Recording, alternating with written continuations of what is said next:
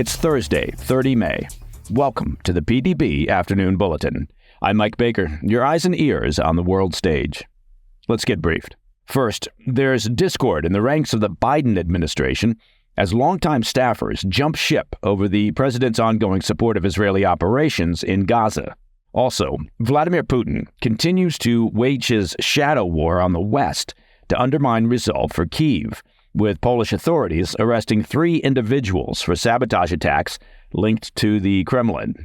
But first, our afternoon spotlight.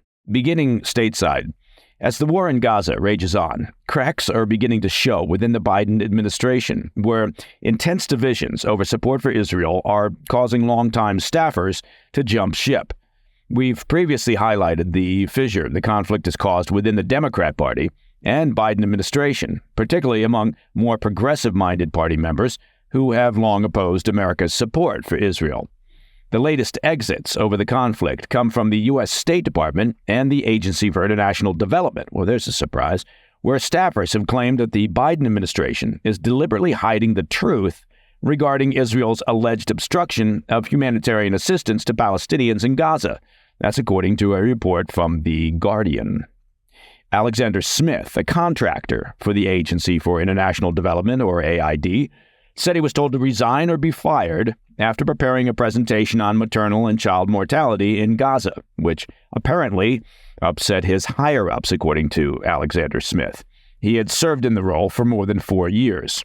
In his resignation letter, Smith blasted the Biden administration, saying he could not do his job in an environment where, quote, specific people cannot be acknowledged as fully human, end quote. His exit was followed on Tuesday by Stacey Gilbert, an official at the State Department, who chose to resign after the department released an official finding that Israel was not deliberately obstructing humanitarian aid into Gaza. She took issue, claiming that Israel had not fully cooperated on aid early in the war and questioned whether they were still blocking deliveries today. An official with the State Department refused to directly comment on the situation, but noted that they welcome, quote, diverse points of view. This week's exits bring the total number of Biden administration officials who have left over ongoing support of Israel to 9. We should note former administration officials say that number is actually far higher, as many have chosen to quietly leave their posts rather than go through a public resignation with its public display of self-righteous indignation. The exits also come as the Biden administration has once again stirred controversy with the Democrats' progressive wing after reiterating support for Israel following the tragic fire sparked by an airstrike on Sunday at a tent encampment in Rafah that reportedly caused the deaths of 45 people. On Tuesday, the White House called the incident, quote, heartbreaking and horrific, but added it appeared to be the result of a strike going horribly wrong and did not represent a purposeful targeting of civilians. It appears the strike may have inadvertently triggered a Hamas-controlled munitions store or gas tank in the vicinity, though the investigation is ongoing. The Biden administration further stated that Israel's operations in Gaza have yet to violate any red line laid out by the White House. Meanwhile, Israeli forces have pushed deeper into western Rafah this week, with tanks seen entering a critical strip of land running along the Egypt-Gaza border for the first time since the war began.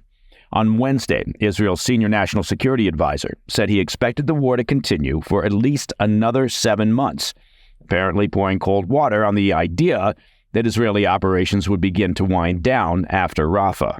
The official said, quote, we are now in the 5th month of 2024, which means we expect another 7 months of fighting to deepen our achievements and achieve our goal of destroying the military and governmental capabilities of Hamas and Islamic Jihad, end quote. Coming up after the break, Vladimir Putin's shadow war against NATO continues to intensify, with Polish authorities arresting 3 individuals for sabotage attacks linked to the Kremlin. I'll be right back.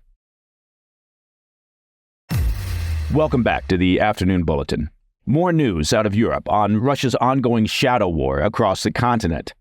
Polish security services have announced the arrest of 3 more individuals who are suspected of carrying out arson attacks on behalf of Moscow. The suspects, a Pole and 2 Belarusians, are believed to have been involved in a series of fires orchestrated by Russian intelligence. As we've been reporting, Poland has faced multiple sabotage attempts on its soil, which it attributes to its neighbor Russia for its ongoing support of the Ukrainian military. A spokesman for Polish security services explained that the arrests are part of an ongoing investigation into an organized criminal group intent on committing acts of sabotage, specifically arson, for the Russian Secret Service. The suspects have been placed in pretrial detention. In addition to the 3 arson suspects, a Ukrainian man has been charged with inciting espionage against Poland by attempting to obtain photos of military vehicles crossing the border into Ukraine. Poland has experienced numerous unexplained fires in various regions over the past few months. As we reported last week, Polish authorities have announced the arrest of about a dozen individuals connected to sabotage activities directed by Russian services in recent days. However, these incidents are not isolated to Poland. Russia has allegedly tried to kill individuals, burn down buildings, disrupt railways, and spark tensions in the United Kingdom, Germany, France, the Czech Republic, Estonia, Lithuania, and Bulgaria. Is there anywhere on the continent that Putin isn't engaged in shenanigans? Among others, in recent months, the goal is fairly obvious: create chaos in countries supporting Ukraine. For instance, a recent fire at an IKEA store in Vilnius, Lithuania, initially seemed routine until the Polish Prime Minister Donald Tusk suggested it might have been the work of a foreign saboteur. European security services are now on high alert, suspecting that these hybrid attacks might be a new strategy employed by Russia to destabilize Western nations. These concerns were discussed at a recent summit in Brussels, where Dutch, Estonian, and Lithuanian officials highlighted their national vulnerabilities to such attacks.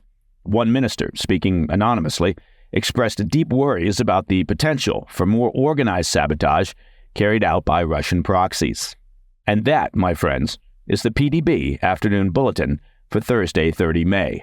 If you have any questions or comments, please reach out to me at pdb@thefirsttv. I'm Mike Baker, and I'll be back tomorrow.